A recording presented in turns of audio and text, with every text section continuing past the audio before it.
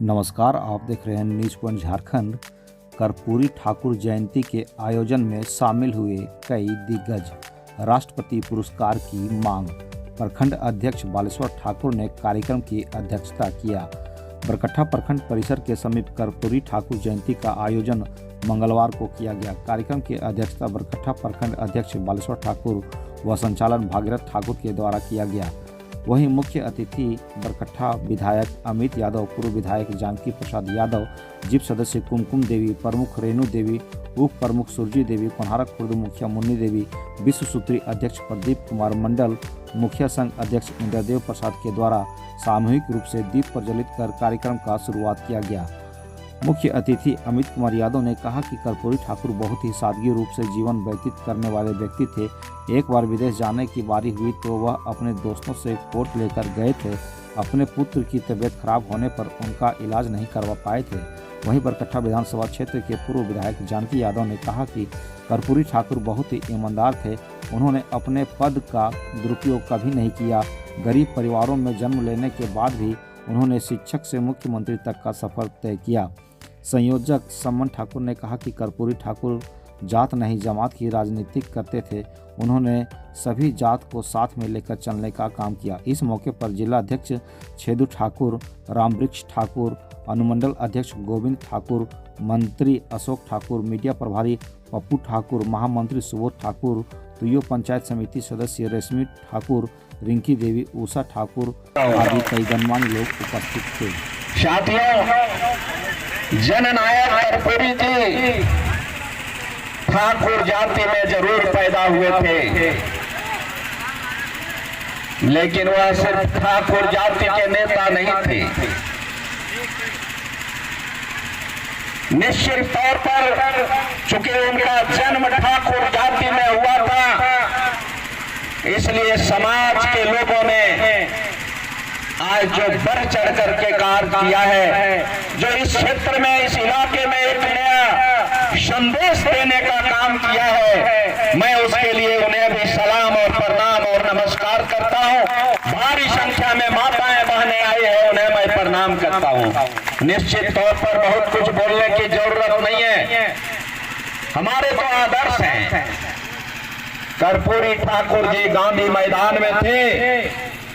आदरणीय लालू प्रसाद यादव जी, नीतीश कुमार जी, रामविलास पासवान जी, चौधरी देवीलाल जी, शरद यादव जी सहित राम कृपाल यादव जी सहित भारी संख्या में जमावड़ा था। उस समय बहुत बड़ा आंदोलन चल रहा था बिहार में। बिहार सहित पूरे देश में मंडल आंदोलन की सुगबुगाहट हुई थी और बिहार में पिछड़ों और अगड़ों की आंदोलन पूरा चल रहा था। मैंने वीर कर्पूरी जी का, जननायक कर्पूरी जी का जब उद्बोधन सुना, मैं उसी समय गांधी मैदान में उनके समक्ष हम लोक दल का सदस्यता ग्रहण किया और हजारीबाग जिला का मुझे सचिव बनाया गया। हमारे आदर्श आज जननायक कर्पूरी ठाकुर जी हैं। हमारे राजनीतिक करने का, राजनीतिक सपना में, राजनीतिक दुनिया में मैं स्वर्गीय कर्पूरी ठाकुर जी के आदर्शों पर, उनके विचारों पर, और लालू प्रसाद यादव जी को मैं जो पहली बार देखा, वो बाल उनका सीधे था, कभी झाड़ते नहीं थे, कंघी नहीं लगाते थे। मैं 1986 में गांधी मैदान में ही संकल्प लिया था कि मैं भी कभी बाल में कभी कंघी नहीं लगाऊंगा, और मैंने कभी कंघी नहीं लगाया। मैं जब 2014 में यहाँ से विधायक बना, तब बाबूलाल मरांडी जी आए थे 14 जनवरी को दही चूड़ा कार्यक्रम में मेरे यहाँ, और सूरजकुंड मेला का उद्घाटन उन्हीं के द्वारा किया गया था। मेले में ही बाबूलाल जी ने कहे कि जानकी जी, आज तो कम से कम मैं आपका बाल चीर देता हूँ, लाइए कंघी, क्योंकि आपका सपना पूरा हो गया। हमने कहा नहीं, मैं सिर्फ विधायक बनने के लिए राजनीतिक नहीं कर रहा हूँ।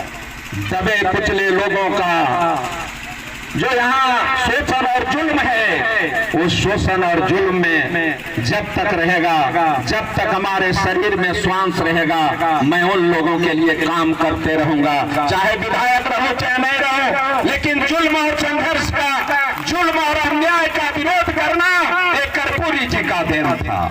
मैं कुछ बातें उनके बताना चाहता हूँ कि जब वहां इतनी लड़ाई बढ़ गई, उप मुख्यमंत्री और मुख्यमंत्री बने और क्या क्या किए, उनका गिनीज बुक में नाम है। उनकी जितनी भी बातें करें, जितनी भी कहानियां, जितनी भी बातें करें, लगेगा कि ये कहानी है, खिस्सा है, लेकिन सच्चाई है। उस समय वहां के दबंगों ने, उच्च जाति के लोगों ने उनके प्रति कहा था, उठ कर्पूरी छोड़ कर दी उठाओ छोड़ा। बड़ा दूसरे तरह का था।